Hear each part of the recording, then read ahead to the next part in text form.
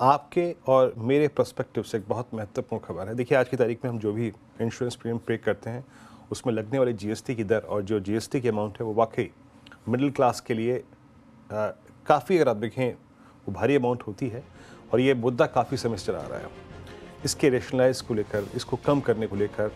और हेल्थ और life insurance पर जो जीएसटी का जो कटौती पर विचार हो रहा था वो संभव है। और 50,000 रुपये से कम के प्रीमियम भुगतान पर जो जीएसटी की दर है वो 5% की जा सकती है। आलोक मेरे सहयोगी इस वक्त मौजूद हैं।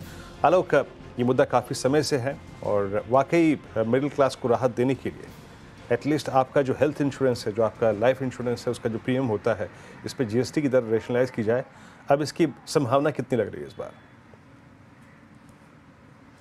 बिल्कुल बिल्कुल। देखिए, जो सीएनबीसी आवाज के सूत्रों से जानकारी मिली है कि इसमें जो सबसे महत्वपूर्ण जो एक विकल्प आया है सामने, वो आया है कि जो 50,000 रुपए तक का सालाना प्रीमियम है हेल्थ और लाइफ इंश्योरेंस पे, वहां पर 5% जीएसटी वसूला जाए। यानी अभी जो 18% जीएसटी लगता है उसको घटाकर 5% की जाए।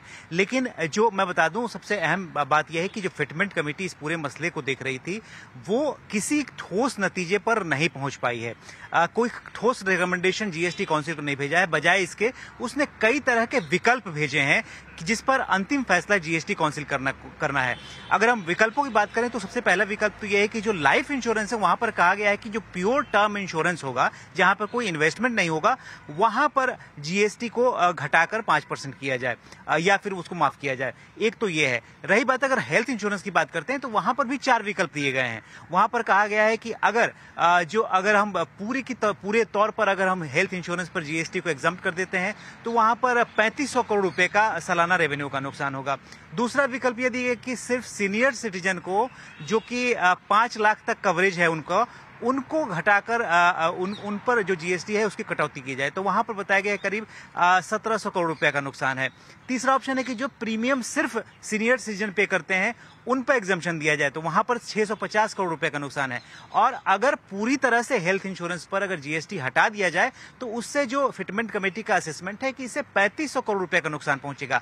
तो ये सिर्फ रेवेन्यू कैलकुलेशन और क्या क्या अलग विचार ऑप्शन हो सकते हैं वो जीएसटी काउंसिल को भेजा गया है। लिहाजा पूरा फैसला जो है उसमें जीएसटी काउंसिल को करना है। लेकिन कहीं ना कहीं जो हमें सूत्र बता रहे हैं कि ये जो सबसे महत्वपूर्ण फैसला है कि 50,000 रुपए के सालाना प्रीमियम पर 5% जीएसटी घटाने का, इस पर फैसला हो सकता है और इससे खासतौर से जो लोअर क्लास और मिडिल क्लास है उनको बड़ी राहत मिल सकती है। अब देखना होगा कि जीएसटी काउंसिल के अंदर जो तमाम मेंबर्स हैं वो किस तरह का डिलिब्रेशन करते हैं, किस सहमति पर, किस ठोस सहमति उनके अंदर बन पाती है, क्योंकि ये मुद्दा काफी लंबे समय से चल रहा है, कोई अभी तक सहमति नहीं बन पाई थी।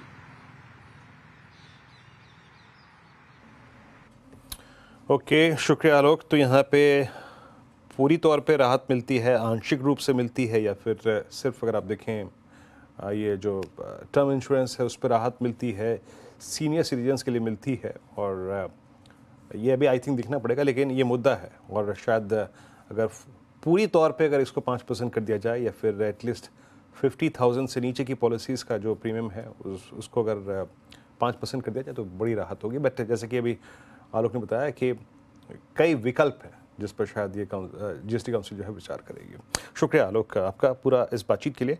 अब एक काम करते हैं, ब्रेक लेते हैं। जब ब्रेक के बाद लौटेंगे तो प्रशांत के आज के डेट्स के बारे में बात करेंगे। हाजिर होते हैं कुछ देर में।